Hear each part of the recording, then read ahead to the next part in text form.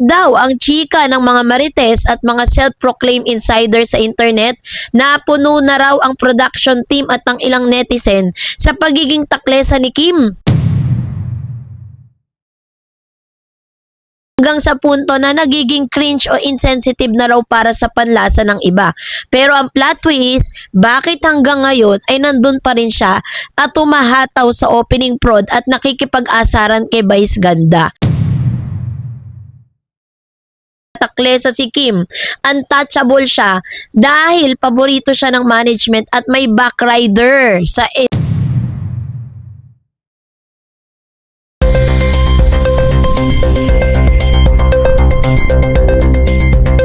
Miss Kim Chiu, totoo nga ba ang mga balita no na isa siya sa mga napipisel na tatanggalin na daw di umano sa It's Showtime dahil sa pagiging taklesa nito? So yun ang ating pag-uusapan maya-maya lang. But before that, if you haven't subscribed yet to my YouTube channel, please don't forget to like, share, and subscribe at hit mo na rin ang notification bell for more showbiz updates.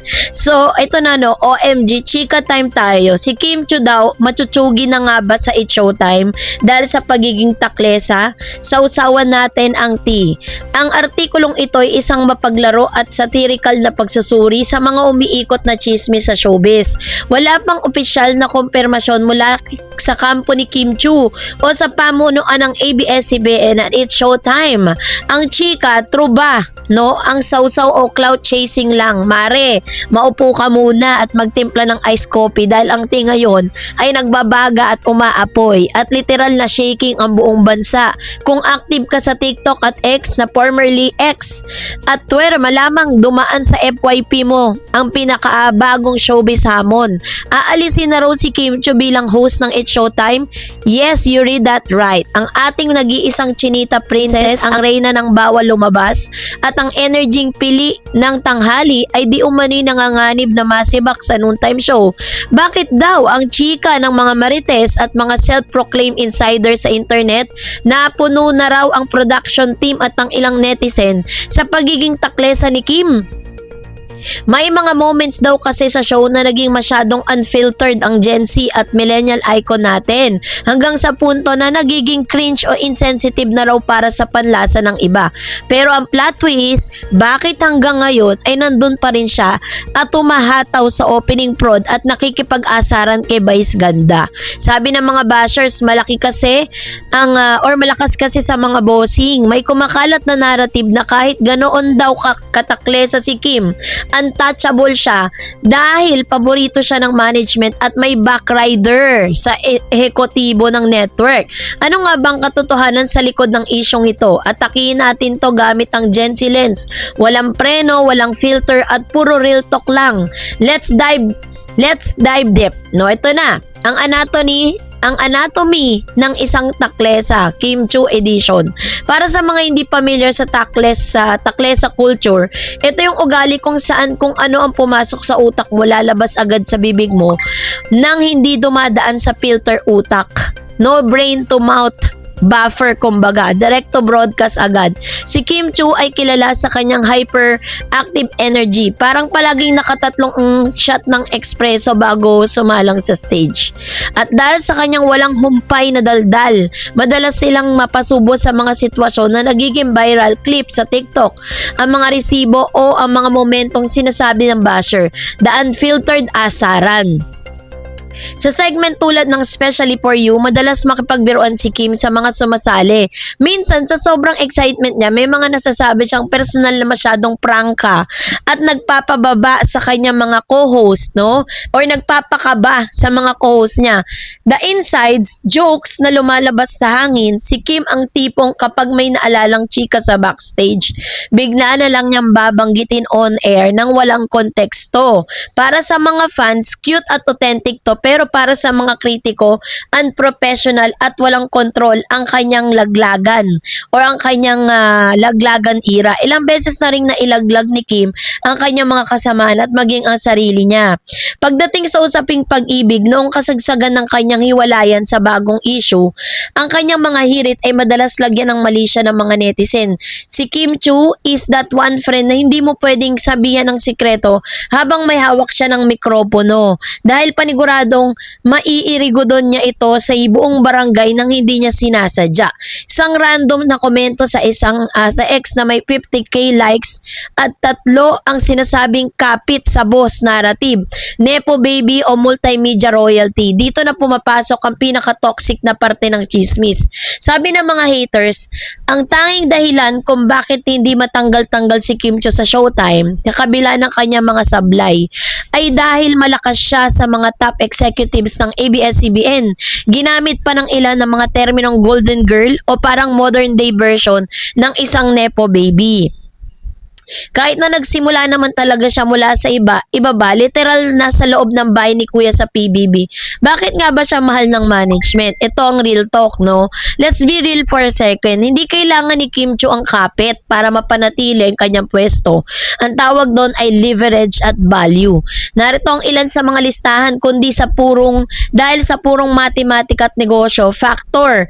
Bakit siya asset, hindi liability? Sa ratings, magnet tuwing may issue, o kahit simpleng sayo lang ni Kim, automatic trending sa X at TikTok.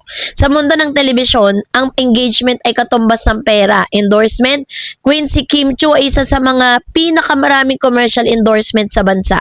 Kung tatanggalin mo siya, baka ma-pull out din ng ilang malalaking sponsor na nagtitiwala sa mukha niya.